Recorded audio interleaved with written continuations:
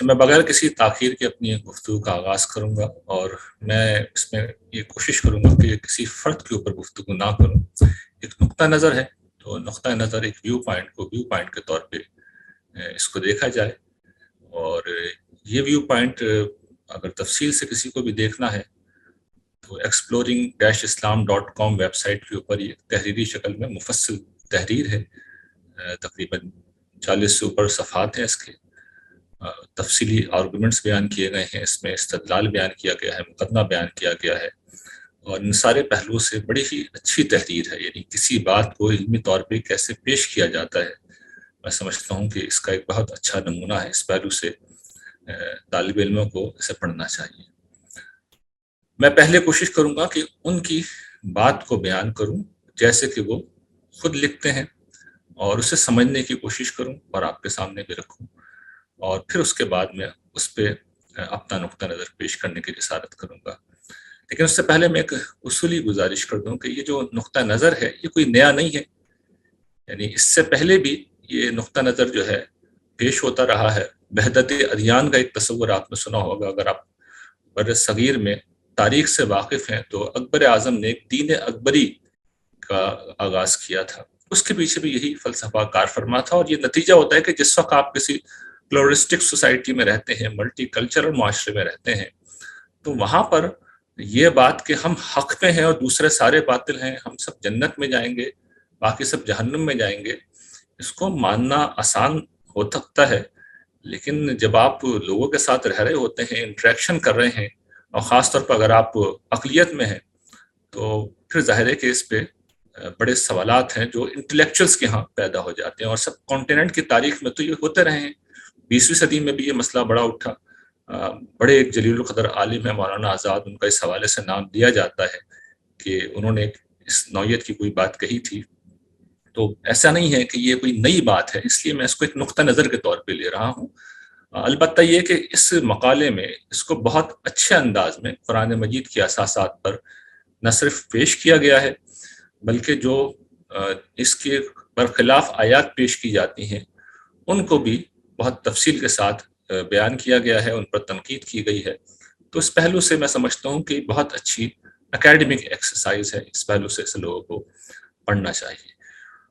جو بات اس میں اپنی بیان کی گئی ہے وہ نقطہ نظر میں پہلی چیز جو ہے وہ سمجھنی چاہیے کہ وہ کیا مقدمہ ہے جس کی وہ نفی کر رہے ہیں۔ مقدمہ یہ ہے، یہ بات یہ ہے، یہ نقطہ نظر یہ ہے کہ قرآن مجید ایک آفاقی کتاب ہے جس کی تمام ہدایات اور جس کی شریعت اور قانون وہ بھی ابدی اور آفاقی ہے، اور تمام انسانوں پر اسلامی تعلیمات کا قبول کرنا اور پیروی کرنا لازم ہے۔ یہ جو آخری جملہ ہے اس میں یہ کہوں گا کہ اصل میں وہ کہنا یہ چاہتے ہیں کہ بھائی نہیں کرو گے تو جہنم میں جاؤ گے، یعنی یہاں سے یہ بات انہوں نے اخذ کی ہے۔ تو ہم اس پر کوئی تبصرہ اس وقت نہیں کر رہے، صرف ان کی بات میں نقل کر رہا ہوں۔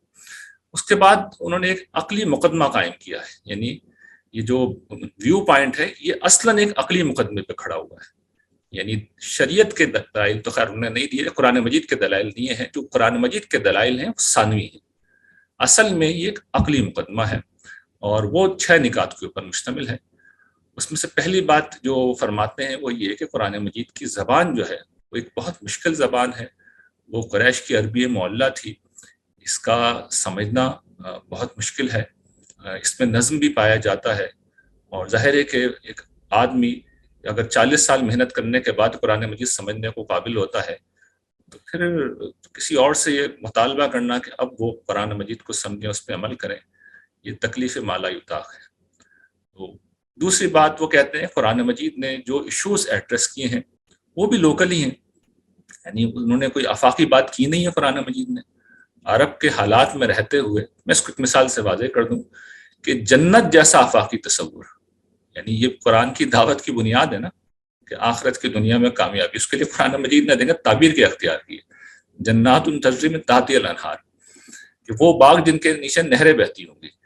یہ عرب کے صحرا نشینوں کے لیے تو بڑی آئیڈیل جگہ ہے، لیکن یورپ کے وہ علاقے جہاں 10 مہینے برف باری اور بارش ہوتی ہے وہاں تو ان کے لیے جہنم کا نقشہ ہے، وہ تو سن لائٹ چاہیں گے جنت میں جانے کے بعد بھی۔ تو وہ کہتے ہیں کہ بھائی اچھا، یہ مثالیں میں اپنی طرف سے دے رہا ہوں، یہ بات واضح رہے کیونکہ میں خود ایلیبریٹ کر رہا ہوں ان کا نقطہ نظر، لیکن ویو پوائنٹ یہی اور موجود ہے، میں نے حوالہ دے دیا کہ آپ میری ان باتوں کو ان کے مقالے میں جا کے آپ دے سکتے ہیں سائٹ کے اوپر. تو وہ کہتے ہیں کہ اس میں آفاقیت ہے ہی نہیں قرآن مجید میں. پھر اگلا نقطہ وہ اٹھاتے ہیں کہ جو اس کے مخاطبین ہیں وہ بھی متعین طور پر مقامی لوگ ہیں. یعنی قرآن جب مشرک کہتا ہے تو جہاں بھر کے مشرک تو مراد نہیں ہے, وہ تو بنی اسماعیل کے مشرک ہیں. اور جب وہ اہل ایمان کی بات کرتا ہے تو وہ بھی صحابہ کرام ہی ہیں. تو یہ سارے مقدمات وہ قائم کرتے ہیں. اور پھر ایک اور نقطہ, وہ ان کی ترتیب میں تو چھٹا ہے لیکن میں اسے یہیں پہ لے آیا ہوں. وہ کہتے ہیں کہ جب لوگ قرآن مجید کی زبان سمجھ ہی نہیں سکتے تو پھر کیسے انہیں قرآن مجید کی دعوت کو قبول کرنے کا مکلف بنایا جا سکتا ہے. پھر وہ کہتے ہیں قرآن مجید میں کوئی ایسا طریقہ ہی بیان نہیں ہوا جہاں پر یہ کہا گیا ہو کہ بھئی اس طریقے کو اختیار کر کے آپ کو غیر مسلموں کو دعوت دینی ہے, یعنی عرب کے باہر کے لوگوں کو. نہ یہ صحابہ سے کہا گیا ہے کہ تم عرب سے باہر نکلو, نہ ان سے کہا گیا ہے کہ قرآن کا ترجمہ کرو, نہ غیر مسلموں سے کہا گیا ہے کہ بھئی تم لوگ ذرا عربی سیکھ لو اور پھر آ کے جو ہے اس قرآن مجید کی دعوت کو سیکھ کے تم جو ہے دین اسلام کو اختیار کرو, ورنہ تم پکڑے جاؤ گے. وہ کہتے ہیں قرآن مجید ایسے بھی کسی بھی بیان سے خالی ہے. تو یہ 4 چیزیں اصل میں قرآن مجید کے حوالے سے ان کا عقلی مقدمہ ہے, جس کی ترتیب میں نے آپ کے سامنے رکھ دی. 2 چیزیں جو چوتھا اور پانچواں ان کا پوائنٹ ہے وہ شریعت کے حوالے سے. وہ کہتے ہیں شریعت کے بیشتر احکام جو ہیں وہ جن پر عرب عمل کیا کرتے تھے وہ وہی شریعت میں دیے گئے ہیں, یا عربوں کے پس منظر میں ان کو بیان کر دیا گیا. مثال کے طور پر حج عربوں کے اندر ایک مقدس مقام تھا, اور فرض کیجیے اس وقت ہوائی جہاز کی سہولت ہے, لیکن 200 سال پہلے کسی چین کے رہنے والوں کو کہتے کہ جا کے آپ حج کرنے جائیں تو بیچارہ وہ تو سفر کے اندر ہی دنیا سے گزر جاتا. یہ ایک سادہ مثال سے آپ سمجھ سکتے ہیں, اور اس جیسی بہت سی مثالیں جو شریعت سے نکال کے دی جا سکتی ہیں. پھر وہ کہتے ہیں کہ یہ تو تزکیہ ہے, یہ دین کا بنیادی مطالبہ ہے, اور یہ بھی آپ مانتے ہیں کہ شریعت تزکیہ کرتی ہے. تو جو شریعت بالکل مقامی ہے وہ آفاقی طور پر گلوبلی لوگوں کا تزکیہ کیسے کر سکتی ہے. مزید برآں یہ کہ دیگر مذاہب کے پیروکاروں میں ہم دیکھتے ہیں کہ وہ شریعت کے بغیر بھی اچھے خاصے تزکیہ یافتہ ہیں, اخلاق میں بہتر ہیں, رویے میں بہتر ہے. تو شریعت کوئی ایسی اسینشل چیز تو نہیں ہے, اور اس کا مطلب یہ کہ اس خاص شریعت کے بغیر کام ہو سکتا ہے. تو یہ ان کا بنیادی عقلی مقدمات ہیں. اور پھر اس کے بعد جب وہ اپنے آرٹیکل میں آگے بڑھتے ہیں تو 2.1 جو انہوں نے گفتگو کی ہے اس ہیڈنگ کے تحت, تو وہاں پر انہی عقلی مقدمات کو انہوں نے دہرا دیا ہے. اور اس سے یہ بھی, اس ریپیٹیشن سے بھی اس بات کا اظہار ہوتا ہے, ترتیب میں سب سے پہلے لانے سے بھی اس بات کا اظہار ہوتا ہے کہ یہ عقلی مقدمہ ہی ہے جو پرابلم ہے. باقی قرآن مجید کی آیات جو ہیں وہ جو ان کو محسوس ہوا کہ ان کے نقطہ نظر کے حق میں ہیں, انہوں نے ان کو اس پہلو سے بیان کر دیا, اور جو لگا ان کو ان کے خلاف ہیں انہوں نے, جو کہ بڑے جلیل القدر عالم کی لکھی ہوئی تحریر ہے, بڑے ذہین ہے, بڑی نظر ہے, زبان سے واقف ہیں, استدلال سے واقف ہیں, تو انہوں نے بڑی خوبی سے ان کی تردید کی ہے جو ان کے نقطہ نظر کے خلاف ہیں. لیکن میں توجہ دلا رہا ہوں کہ اصل مقدمہ عقلی ہے, اور وہ ان 6 اساسات کے اوپر قائم ہے. تو یہ 2.1 میں اپنے آرٹیکل کے تو یہی بیان کرتے ہیں کہ جناب یہ جو قرآن مجید کے بارے میں نے کچھ عرض کیا ہے کہ نہ آپ سمجھ سکتے ہیں, نہ ترجمہ ہو سکتا ہے, نہ ترجمہ ہوگا تو اصل کے قائم مقام ہوگا, تو اس کی دعوت آفاقی کیسے ہو سکتی ہے. اچھا, اس کے بعد وہ اس بات کو بیان کرتے ہیں کہ خود قرآن مجید میں رسول اللہ صلی اللہ علیہ وسلم کی دعوت کا جو دائرہ دیا گیا تھا وہ عرب تھا. چنانچہ بہت سی آیات نقل کرتے ہیں, مثال کے طور پر لِتُنذِرَ أُمَّ الْقُرَىٰ وَمَنْ حَوْلَهَا ذکر لَكَ وَلِقَوْمِكَ لِتُنذِرَ قَوْمٌ مَّا أَتَاهُم مِّن نَّذِيرٍ مِّن قَبْلِكَ. بہت سی آیت وہ نقل کرتے ہیں. ظاہر بات ہے اس وقت میں اس کا احاطہ نہیں کر رہا, مثالیں میں نے دی ہیں. کہ آیت کا مطلب یہ ہے کہ آپ انذار کیجیے ام القریٰ یعنی مکہ اور اس کے ارد گرد کی بستیوں کو. آپ کی قوم کے لیے قرآن نصیحت ہے, آپ کے لیے ہے. آپ ان لوگوں کو انذار کریں جن کے ہاں آپ سے پہلے کوئی ڈرانے والا نہیں آیا, اور حدیث کے عرب کے لوگ ہیں کیونکہ ان میں یہ رسول نبی نہیں آئے تھے. تو یہ سب چیزیں حضور کا اسکوپ نہ صرف عربوں تک بلکہ بنی اسماعیل تک طے کر دیتے ہیں. تو یہ ایک مقدمہ ہے جو وہ قائم کرتے ہیں. اس کے بعد وہ اگلا جو سیکشن ہے 2.2.2 اس میں وہ دوسرا مقدمہ قرآن مجید سے اسٹیبلش کرتے ہیں کہ دیکھیے قرآن مجید تو خود کہہ رہا ہے کہ ہم نے ہر قوم کے لیے نبی بھیجے ہیں, رسول بھیجے ہیں. تو ڈائیورسٹی کے لحاظ کرتے ہوئے لوگوں کا یہ قوموں کا یہ پس منظر سمجھتے ہوئے کہ قومیں مختلف ہوتی ہیں, زبان جدا, کلچر جدا, رسم و رواج جدا, عرف و عادت جدا. اللہ تعالیٰ نے ہر قوم میں لکل قوم ہاد و نقل کرتے ہیں لکل امت رسول میں نقل کرتے ہیں کہ ہر قوم کے لیے ایک ہدایت دینے والا ہے، ہر قوم کے لیے رسول ہے۔ اس نوعیت کی بہت سی آیات میں نقل کر کے کہتے ہیں کہ دیکھیے اللہ تعالیٰ تو خود اس ڈائیورسٹی کو مان رہے ہیں کہ ہر قوم میں ہم بھیجتے آئے ہیں نبیوں کو، رسولوں کو، اور پھر مثال دیتے ہیں متعین طور پہ کہ دیکھیے بنی اسرائیل جو تھے، تورات کے متعلق تو قرآن بالکل سورہ بنی اسرائیل میں واضح کرتا ہے کہ یہ بنی اسرائیل کے لیے تھی، تو قرآن مجید کا دائرہ بنی اسماعیل ہو گئے، تورات کا دائرہ بنی اسرائیل ہو گیا، اور پوری اس اسکیم میں آپ کو اللہ تعالیٰ کی اسکیم سامنے آ جاتی ہے ان بیانات کے اندر کہ ہر قوم کے لیے اپنا نبی، اپنا رسول ہوتا ہے۔ تو قرآن مجید کی جو یہ عالمگیریت کی بات کرنا، یہ خود قرآن مجید کے خلاف ہے۔ تو یہ بنیادی طور پہ ان کا مقدمہ ہے جو میں نے کوشش کی ہے کہ بعین ہی آپ کے سامنے رکھ دوں۔ اس کے بعد وہ شریعت پہ گفتگو کرتے ہیں، لیکن میں اب یہاں رک رہا ہوں اور اس کو میں اب کوشش کروں گا قرآن مجید کی روشنی میں قرآن کا نقطہ نظر آپ کے سامنے رکھوں۔ دیکھیے ایک طریقہ تو یہ ہے کہ جتنی آیتیں انہوں نے نقل کی ہیں میں ان کو کاؤنٹر کروں، اور جن آیتوں کو انہوں نے کاؤنٹر کیا ہے میں اس کا پھر مزید جواب دوں۔ میں یہ نہیں کر رہا، اس کو بعد میں دیکھیں گے۔ میں قرآن مجید کا ایک معجزات آپ کے سامنے رکھ رہا ہوں۔ قرآن مجید ایک آیت کے اندر اس طرح کی ساری چیزوں کو اڑا کے رکھ دیتا ہے، لیکن پہلے آپ یہ سمجھ لیجئے کہ وہ کہہ کیا رہے ہیں، ان کا عقلی مقدمہ کیا ہے۔ ان کا عقلی مقدمہ اول تا آخر قرآن مجید پہ کھڑا ہوا ہے۔ یعنی قرآن مجید وہ کہتے ہیں آفاقی کتاب ہے ہی نہیں، زبان مقامی، اسلوب مقامی، مباحث مقامی، قرآن مجید یہ ساری چیزیں بالکل مقامی انداز میں کر رہا ہے۔ پھر قرآن مجید کی اس دعوت کو عالمگیر آپ کیسے بنا سکتے ہیں؟ یعنی آپ یہ کہتے ہیں نا قرآن مجید ہی ہے انذار کا ذریعہ، تو قرآن مجید کا اسکوپ تو اللہ تعالیٰ نے خود طے کر دیا، آپ آگے کیسے جا سکتے ہیں؟ اب جواب میں آپ قرآن مجید کی عالمی آیتیں پیش کریں گے تو وہ کیا کریں گے کہ وہ اس کو کاؤنٹر کریں گے، اور عالم ہے تو بڑے طریقے سے کاؤنٹر کرتے ہیں۔ اب اس کے لیے ضروری ہے کہ سامنے والا بھی اسی سطح کا عالم ہو، یا تو خود جواب لکھے، یا بحث یہ اتنی پیچیدہ ہو جاتی ہے کہ پڑھنے والا بھی عالم ہو یا باقاعدہ طالب علم ضرور ہو، تاکہ وہ دونوں طرف کا استدلال سمجھ لے۔ اب مسئلہ یہ کہ عام لوگوں کے سامنے جب یہ بات آتی ہے تو وہ تو کامن سینس کے تحت کہتے ہیں کہ نہیں انہوں نے آیتیں بیان کر دی ہیں اور بات بھی دل کو لگتی ہے، میں انگلستان میں بیٹھا ہوا ہوں، امریکہ میں بیٹھا ہوا ہوں، تو وہاں مجھے ان کے ساتھ رہنا ہے، تو اگر قرآن مجید کی ایک یہ تعبیر ہے تو اس کو قبول کر لیتے ہیں۔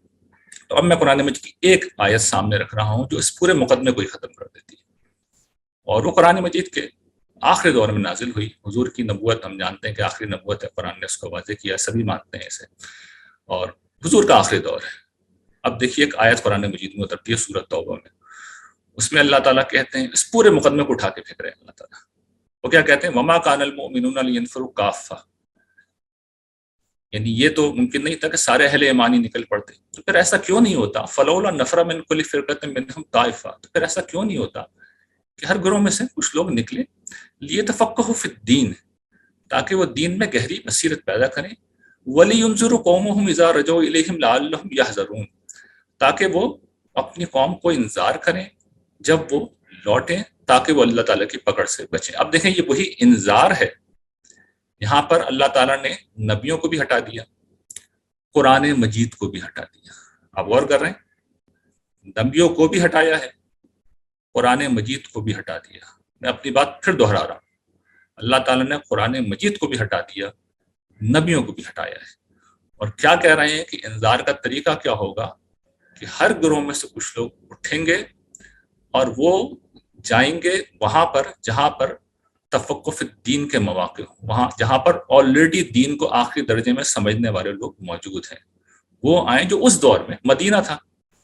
تو یہ جس پس منظر میں بات ہو رہی ہے کہ عرب تھے، وہ دین کی انہیں گہری بصیرت نہیں تھی، سمجھ نہیں تھی، رویہ ان کا ٹھیک نہیں تھا، ان کو سکھایا جا رہا تھا، لیکن اپنی ذات میں ایک عمومی میسج ہے۔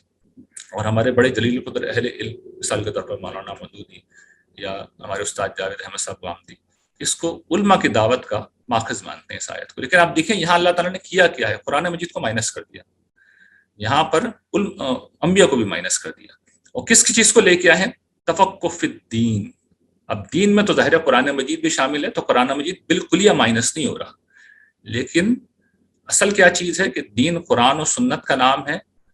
وہ عالم یا وہ طالب علم پہلے قرآن و سنت میں جو ساری ان کے اشکالات تھے نا کہ سمجھ نہیں سکتے، وہ وقت لگائے گا، زندگی لگائے گا، وہ سمجھے گا، پوری قوم یہ کام نہیں کرے گی، اور ظاہر بات ہے اس صلاحیت کے لوگ ہوں گے، وہ زندگی لگائیں گے، وہ 40 سال انہیں لگانے پڑے، وہ قرآن کو سمجھیں گے، اس کی زبان سمجھیں گے، اچھا وہ اس قابل ہوں گے کہ اس مقامی اسلوب کو اٹھائیں گے اور آفاقی میسج میں بدل دیں گے.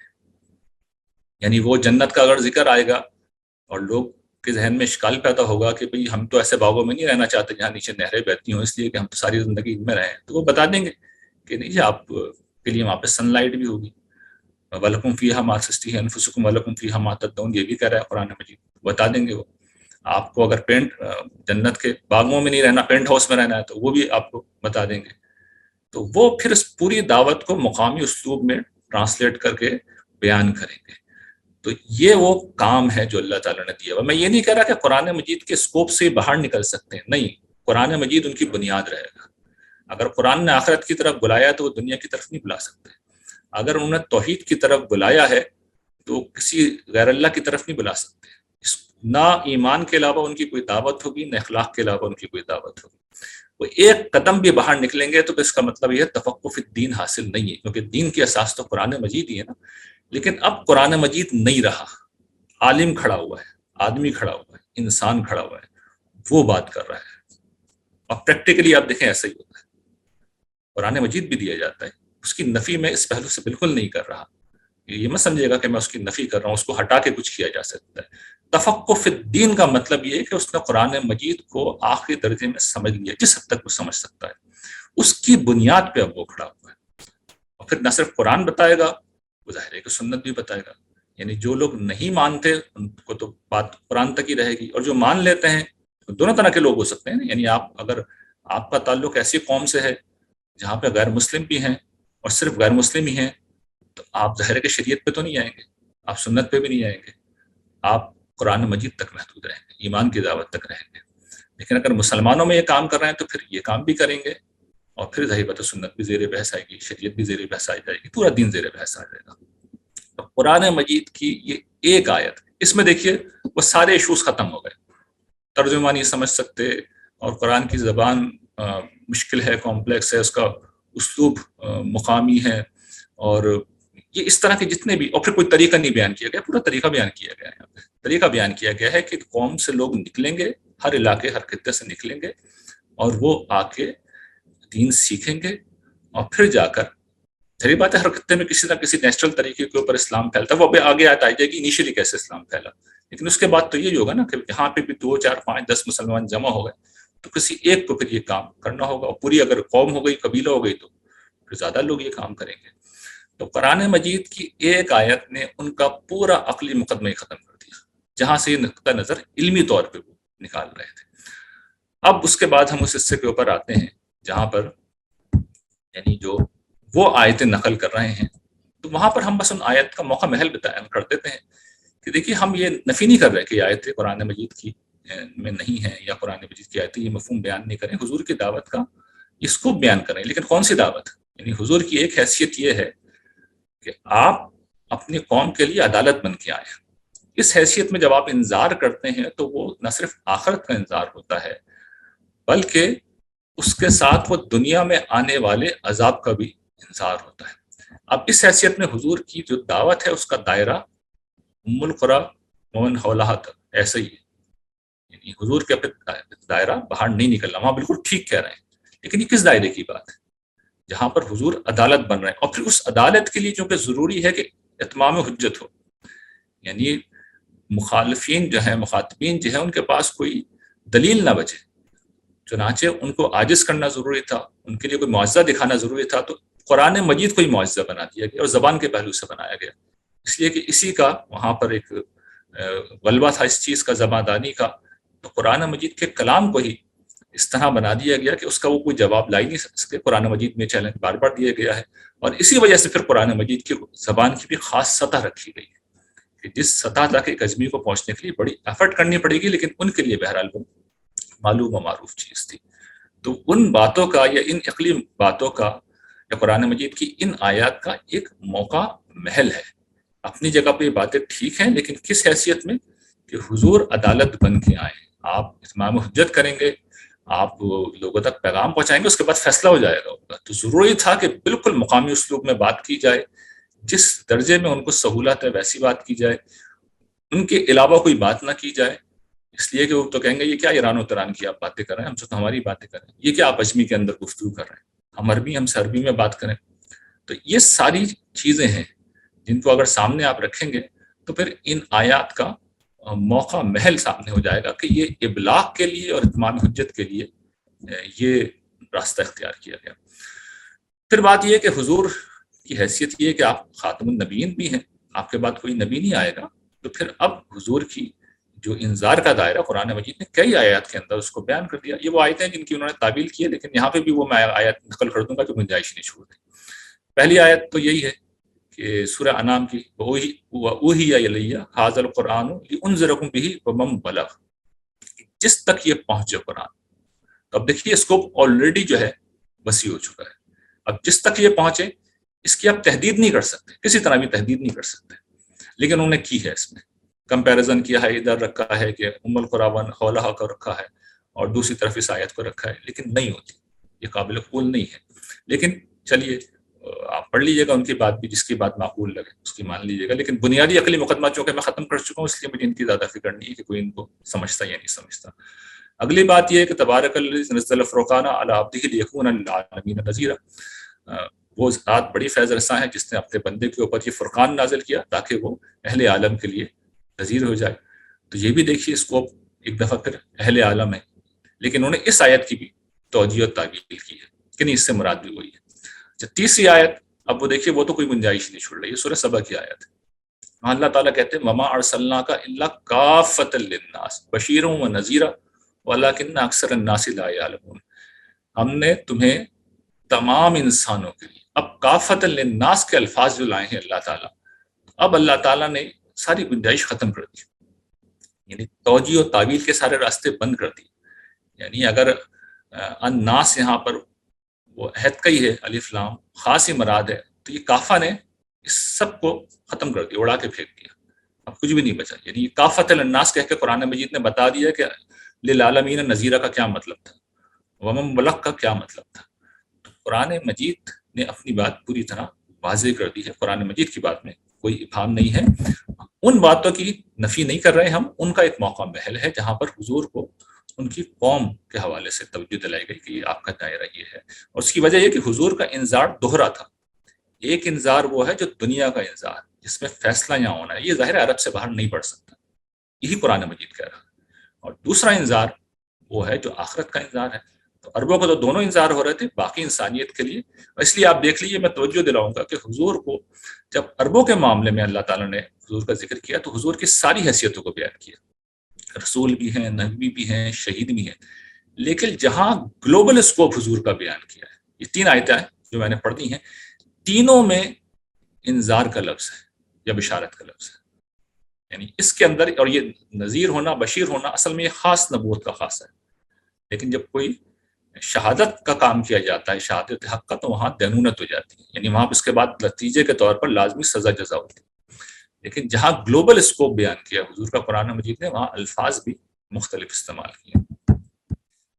اچھا، اس کے بعد ایک اور آیت ہے جو وہ کہتے ہیں کہ کوئی طریقہ قرآن نے نہیں بیان کیا، وہ ایک آیت بھی اس کی تردید کر رہی ہے۔ وہ آیت یہ ہے، کئی جگہ قرآن مجید میں، لیکن میں ایک مقام سامنے رکھ رہا ہوں،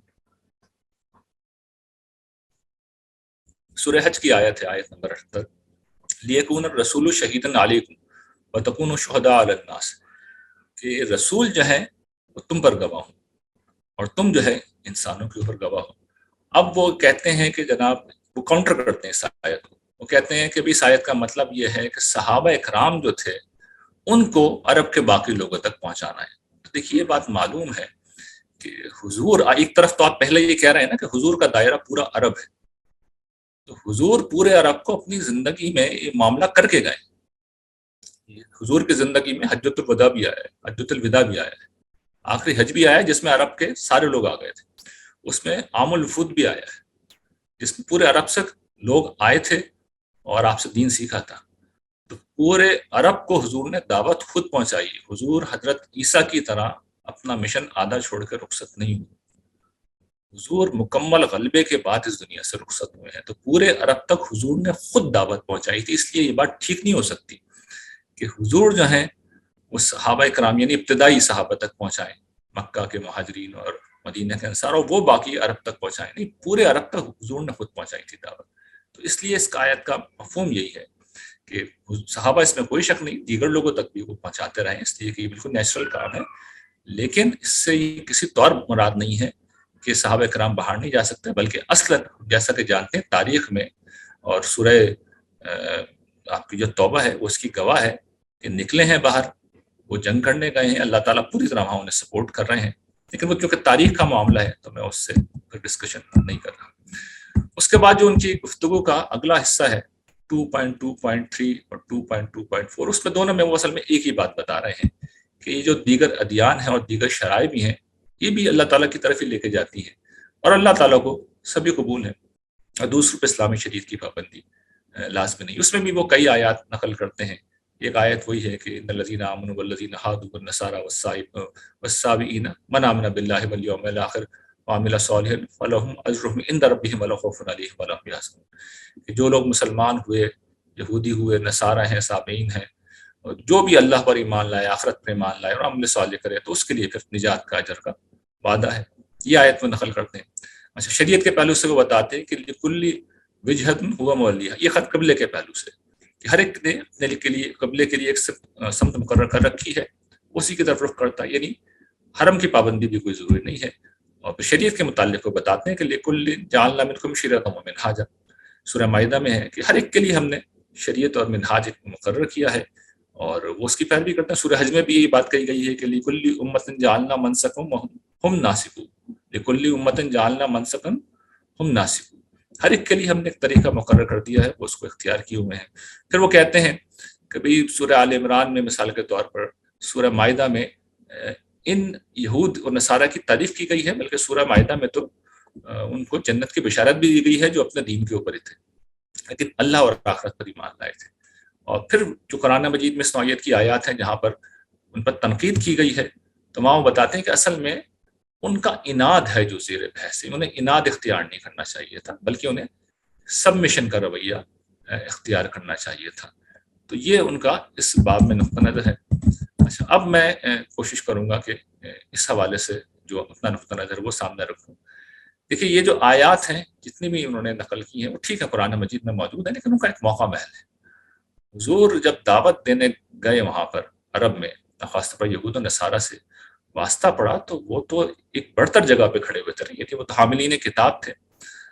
उन्होंने चलिए पहले तो ये बात अपने आप को मेयार हक समझते थे, तो कुरान मजीद ने बाद मौक़ों पर तो उनकी नफ़ी की है कि ये तुम्हें गर्रा है, धोखा है और बहुत गुरूर है कि तुम ही निजात पाओगे। तो नहीं, असल में ग्रोही निजात नहीं है, निजात जो है कुछ मेयारात के ऊपर है। बाज़ आयात इस बात को बयान करती हैं। अच्छा, ये जो शरीयत वाली बात है उसका भी एक पस मंज़र है, इसलिए कि हुजूर की नबूवत तो बहरहाल उनके यहाँ मौजूद थी, यानी उसका जिक्र मौजूद था। इसी तरह तौहीद की बात भी कोई नई नहीं थी, कदीम थी, आखिरत की बात भी कदीम थी। शरीयत जब नई आई है तो वहाँ पर उनको ज़बरदस्त किस्म का एतराज़ हुआ कि अब ये शरीयत भी नहीं लेके आ गए, और फिर मुसलमानों के खिलाफ वो आते, उनसे झगड़ा करते, बहस करते कि ये क्या चीज़ तुम ला रहे हो, हमने नबी की बात चलो सुन लेते हैं, आखिरत की बात मान ली, तौहीद की मान ली, इस शरीयत मूसवी के बाद नई शरीयत कैसे आ सकती है। तो वहां से एक जो निज़ा पैदा हो रहा था, अल्लाह ताला उसको काउंटर कर रहे हैं कि हमने उनको भी दी थी, हमने इधर भी दे दी, हम ही दे रहे हैं सब कुछ। तो पहले हमने वो मुकर्रर की थी, अब हमने ये मुकर्रर कर दी, तुम्हें इसमें एतराज़ करने का क्या हक है। तो ये भी कुरान मजीद का एक पामाल मौजू है। तो ये वो पस मंज़र है जिसमें अल्लाह ताला ने ये चीज़ें बयान की हैं। अच्छा, उसके बाद अब कुरान मजीद का मैं चाहूँगा जो असल मौक़िफ़ है ज़मन में, आखिर में वो आपके सामने रखूँ। कुरान मजीद बिल्कुल डे लाइट की तरह वाज़ेह है कि इस्लाम की हैसियत क्या है अल्लाह ताला के नज़दीक। वो बिल्कुल साफ कहते हैं कि वमन यब्तगी गैरल इस्लामी दीनन फलन युक़बला मिन्हु व हुवा फ़िल आखिरति मिनल ख़ासिरीन, कि जो इस्लाम के अलावा किसी और दीन को इख्तियार करेगा तो वो आखिरत में कबूल नहीं किया जाएगा और वो बिल्कुल खसारे में होगा वो शख्स। और फिर सूरह आल इमरान में है ये, और फिर सूरह आल इमरान में मजीद कहते हैं कि इन्न दीन इंदल्लाहिल इस्लाम, आयत 19 में, और आयत 20 में कहते हैं कि कुल लिल मोमिनीना व कुल लिल लज़ीना ऊतुल किताबा वल उम्मीना अस्लमतुम फ़इन अस्लमू फ़क़द इह्तदू। यानी ये बिल्कुल कुरान मजीद का वाज़ेह बयान है कि नबी इन अहले किताब से और उम्मीन से, यानी कि बनी इस्माइल से कहते हैं कि क्या तुम اسلام لاتے ہو، اگر اسلام لاؤ گے تو ہدایت پاؤ گے۔ اب دیکھیں وہاں پہ ان سب چیزوں کے جب وہ کاؤنٹر کرتے ہیں تو ایک بات کہتے ہیں یہ سبمشن مراد ہے۔ اس میں بھی دیکھیں قرآن مجید اس کی کوئی گنجائش نہیں چھوڑ رہی، جو آخری آیت خاص طور پہ میں نے پڑھی ہے، قل للذین اوتوا الکتاب والامین اسلمتم، اے نبی یہ جو اہل کتاب ہیں اور یہ جو امین ہیں ان سے پوچھو کیا تم اسلام لاتے ہو؟ اب سوال یہ ہے کہ دو گروہ بیان ہوئے، امین اور اہل کتاب۔ تو اسلام کا جو مفہوم امین کے لیے ہوگا وہی اہل کتاب کے لیے ہوگا، اور جو اہل کتاب کے لیے ہوگا وہی امین کے لیے ہوگا۔ امین کے بارے میں تو وہ خود مانتے ہیں کہ ان سے انہیں ایمان لانا ضروری تھا، لازمی تھا، اس کی تو وہ نفی کر ہی نہیں سکتے نا، یہ مقدمہ تو وہ خود بھی مان رہے ہیں۔ تو اہل کتاب کے لیے اسی سیم جملے میں ہی مطالبہ مختلف کیسے ہو سکتا ہے؟ ہو ہی نہیں سکتا، اس کا کوئی امکان ہی نہیں، عقلی طور پہ بھی امکان نہیں، زبان کے پہلو سے تو ویسے ہی نہیں تھا، لیکن زبان میں چونکہ ایک عالم گفتگو کر کے کچھ نہ کچھ بات آگے پیچھے کر سکتا ہے، لیکن بالکل سادہ بات ہے، دونوں گروہوں سے ایک ہی مطالبہ کیا جا رہا ہے۔ تو اب یہ کس بنیاد پہ کہہ سکتے ہیں کہ نہیں جی امیین جو ہیں ان کو تو مذہب بدلنا تھا اور یہود و نصارہ کو سبمشن کرنی تھی؟ یہ مفہوم ایک ہی رہے گا، یا تو مانے کہ امیین کو بھی سبمشن کرنا تھا، ورنہ جو ان کو کرنا تھا وہی اہل کتاب کو کرنا تھا۔ تو قرآن مجید اپنے اسلوب سے اس طرح کی گنجائش نہیں چھوڑتا، یہ قرآن مجید کا اعجاز ہے کہ وہ عام لوگوں کے لیے وہاں جانے ہی نہیں دیتا کہ اب وہ لفظ کے اوپر بحث کرے، زبان کی بحث کریں، نہیں، وہ بالکل سادہ اسلوب سے بھی چیزوں کو واضح کر دیتا ہے۔ اور پھر قرآن مجید کی ایک آیت ہے جو بالکل ہی سب کچھ ختم کر دیتی ہے، اور وہ ونس اگین سورۃ توبہ کی آیت ہے۔ جیسے وہاں سورۃ توبہ کی آیت تھی، یہاں بھی سورۃ توبہ کی آیت 29 ہے۔ اللہ تعالیٰ جب آخری معاملہ ہوتا ہے تو وہ کہتے ہیں قاتل الذین لا یؤمنون باللہ ولا بالیوم الآخر ولا یحرمون، اب یہ سنیے، یعنی اللہ تعالیٰ کہتے ہیں تم جنگ کرو ان لوگوں سے جو نہ اللہ پر ایمان لا رہے ہیں نہ آخرت پر، ولا یحرمون ما حرم اللہ، اور جو اللہ کی حرمتوں کو حرام نہیں ٹھہرا رہے، یعنی شریعت کو اختیار نہیں کر رہے، ورسولہ، اور جو اس کے رسول نے قرار دیا ہے، یعنی جو حرمتیں اللہ اور اس کے رسول نے اسٹیبلش کی ہیں ان کو نہیں مان رہا، یعنی کہ جو شریعت انہوں نے پیش کی ہے، یا حرمت شریعت کے مفہوم میں۔ اور پھر اس میں سب میں کوئی ابہام تھا، اجمال تھا، تو آخری بات لے آئے ہیں ولا یدینون دین الحق، یہاں اسلام کا لفظ ہی ہٹا دیا اللہ تعالیٰ نے، دین حق کو، دین حق کو، کوئی کون سا دین؟ ان الدین عند اللہ الاسلام، دین حق کو اپنا دین نہیں بنا رہے، من الذین اوتوا الکتاب حتی یؤتوا الجزیۃ عن ید وہم صاغرون، یہاں تک کہ وہ جزیہ دے کر رہے اور ذلیل ہوں۔ کون؟ اہل کتاب، یہ اہل کتاب سے مطالبہ ہے، یہ ان کے جرائم بیان ہو رہے ہیں، ان کے جرائم بیان ہو رہے ہیں کہ وہ دین حق کو اختیار نہیں کر رہے۔ اس کے بعد یہ کیسے کہہ سکتے ہیں کہ جو مطالبہ تھا وہ دین کو اختیار کرنے کا نہیں تھا؟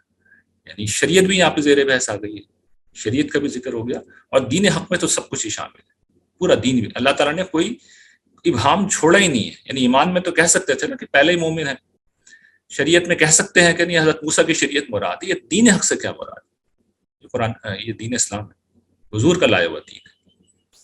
وہی قرآن مجید نے کوئی شک چھوڑا ہی نہیں ہے اس بات کے اندر، اور اس کو ذرا ان آیتوں کے ساتھ رکھ کے دیکھ لیں کہ اسلمتم قل للذین اوتوا الکتاب والامیین اسلمتم، ایک طرف یہ آیت پڑھیں جو سورہ آل عمران میں ابتدائی دعوت میں نازل ہو رہی ہے، اور ایک ہی آخری آیت پڑھیں، کوئی آپ کو شک نہیں رہ جائے گا کہ اللہ تعالیٰ کیا کہہ رہے ہیں، ان کے مطالبات کیا تھے، بالکل دو اور دو چار کی طرح قرآن مجید اپنی بات میں واضح ہوتا ہے، کوئی ابہام، کوئی اجمال، جو اس کی شان ہے نا کہ باطل نہ آگے سے آ سکتا ہے نہ پیچھے سے آ سکتا ہے، گنجائش ہی نہیں چھوڑتا قرآن مجید۔ کیونکہ جو کچھ بھی وہ کہہ رہے ہیں کہ اصل میں ان کا مسئلہ یہ تھا کہ وہ مخالفانہ طرز عمل تھا، یعنی حضور کی مخالفت کر رہے تھے، تو یہاں جو علت بیان ہو رہی ہے مخالفت نہیں بیان ہو رہی، بیان نہیں ہو رہی، بلکہ ایمان ہے، شریعت کو نہ اختیار کرنا ہے اور دین حق کو اختیار نہ کرنا ہے۔ آخری بس بات میں عرض کروں گا، کوشش تھی کہ کم سے کم وقت میں بات پوری کروں، جہاں سے یہ مسئلہ پیدا ہو رہا ہے، دیکھیے اس طرح کے سارے مسائل ہوتے کچھ نہ کچھ ہماری طرف سے ہی۔ مسئلہ کیا تھا؟ جو بات میں نے شروع میں عرض کی کہ مسلمان سارے جنتی ہیں، غیر مسلم سارے جہنمی ہیں۔ اب یہ نقطہ، اگر یہ نقطہ نظر مسلمانوں کا ہے پھر تو مسئلہ ہو جائے گا بڑا۔ اس میں بھی بات یہ ہے، اور اس درجے میں چونکہ حضور کی طرف سے بعض باتیں آئی ہیں، قرآن میں بھی ہیں، جن کو میرے خیال میں اصل پرابلم یہ کہ ٹھیک نہیں سمجھا گیا۔ حضور نے ایک بات کہی ہے مثال کے طور پر کہ جس شخص نے یہ کہا کہ وہ کلمہ پڑھ لیا، لا الہ الا اللہ جس نے کہا وہ جنت میں جائے گا، اور پھر اس میں اس درجے میں حضور کے الفاظ ہیں ان زنا و ان سرق، 3 دفعہ آپ نے فرمائے ان زنا و ان سرق، اگر وہ زنا کرے چاہے وہ چوری کرے، ان زنا و ان سرقہ، چاہے وہ زنا کرے چاہے وہ چوری کرے، ان زنا و ان سرقہ، چاہے وہ زنا کرے چاہے وہ چوری کرے۔ ظاہر بات اس طرح کی جب چیزیں ہمیں ملیں گی تو پھر وہ گروہ نجات کا تصور تو پیدا ہوگا۔ جب وہ تصور ہمارے یہاں راسخ ہے تو پھر یہ مسائل بھی پیدا ہوں گے۔ یہاں پہ بھی بات یہ ہے کہ چیزوں کو ان کے موقع محل میں رکھ کے دیکھنا چاہیے۔ قرآن مجید میں بھی جو اس طرح کی باتیں ہیں یا حدیث میں بھی ہیں، یہ بات حضور صحابہ کرام کو کہنا ہے۔ یعنی میں تو توجہ دیتا ہوں، قرآن مجید نے ہر جگہ یا ایھا الذین آمنوا کہا ہے، یعنی جن لوگوں نے ایمان کو اختیار کیا وہ صحابہ کرام ہی تھے۔ اور آج بھی اگر اس صفت کو کوئی اختیار کر لیتا ہے کہ وہ سچے دل سے ایمان لاتا ہے تو پھر وَإِن زَرَقَ وَإِن زَنَا وَإِن سَرَقَ، یہی معاملہ ہوگا۔ آخر میں چھوڑیں گے اللہ تعالیٰ۔ یہ نہیں کہہ رہا کہ زنا چھوٹی چیز ہے اور چوری چھوٹی چیز ہے، وہ کہہ رہا ہے ایمان اتنی بڑی چیز ہے، ایمان اتنی بڑی چیز ہے۔ تو یہ ایمان کی عظمت بیان ہو رہی ہے کہ سچے دل سے جب کوئی شخص ایمان لاتا ہے تو یہ کوئی معمولی بات نہیں ہوتی، یہ گویا کہ اس نے پوری دنیا سے بغاوت کر دی۔ ایسے میں انسان ہے، انسانی کمزوری کا ظہور ہو گیا، حالات کے جبر کا شکار ہو گیا، تو اللہ تعالیٰ ہلکا ہاتھ رکھیں گے، آدمی کو بہرحال بھگتنا پڑے گا، لیکن ultimately at the end of the day of judgement بہرحال وہ بندہ چھوٹ جائے گا۔ یہ اس خاص پس منظر میں کہی گئی بات نہیں، اس کا گروہی نجات سے کوئی تعلق نہیں ہے۔ یعنی اگر مسلمانوں کی یہاں میں مسلمان پیدا ہوں، آپ مسلمان پیدا ہوں، اس میں ہماری کیا خوبی تھی؟ اور غیر مسلموں کے یہاں پیدا ہو رہا ہے تو اس میں اس کی کیا خرابی ہے؟ تو اللہ تعالیٰ نے پیدا کیا ہے، تو یہ معیار نہیں ہے۔ اگر کوئی شخص سچے دل سے ایمان لایا ہے، پوری طرح اس نے اختیار کر لیا توحید کو، تو توحید کی پھر عظمت یہ ہے۔ یہ قرآن مجید بیان کرتا ہے کہ ان اللہ لا یغفر ان یشرک بہ ویغفر ما دون ذلک لمن یشاء۔ تو قرآن نے بالکل واضح کر دیا کہ اللہ تعالیٰ شرک کو معاف نہیں کریں گے، اس کے علاوہ جس شخص کے لیے چاہے، جس شخص کو جس گناہ کو۔ غیر مشروط نہیں چھوڑا قرآن مجید نے، اصل میں اسکوپ طے کر دیا کہ یہ غیر مشروط نہیں ہے، کیس ٹو کیس جائزہ لیں گے اللہ تعالیٰ۔ تو امید بہرحال یہاں پہ رکھنی چاہیے۔ تو یہ ایمان کی عظمت کا بیان ہے، یہ مسلمانوں کو کوئی گروہ نجات کا پروانہ نہیں دیا جا رہا۔ جب یہ بات سامنے آئے گی تو بالکل آپ کو پتہ چل جائے گا کہ نہیں، بالکل اس طرح کا کوئی عقلی مقدمہ اسلام کا ہے ہی نہیں کہ جہاں سے یہ مسئلہ پیدا ہو۔ اسلام تو ایک دعوت ہے، ایک ہدایت ہے، اور وہ یہ ضروری نہیں کہ ہر شخص ہی دے، ایک طریقہ ہے، وہ قانون دعوت موجود ہے، اس کو اختیار کر کے دیا جائے گا۔ لیکن نہ قرآن مجید پہ اس طرح کے اعتراضات وارد ہوتے ہیں دین اسلام پہ، اور نہ اس کے لیے ہمیں اس طرح کے مقدمات قائم کرنے کی ضرورت ہے۔ ہمارا دین اپنی تعلیمات میں بالکل واضح ہے۔ وآخر دعوانا الحمد للہ رب العالمین۔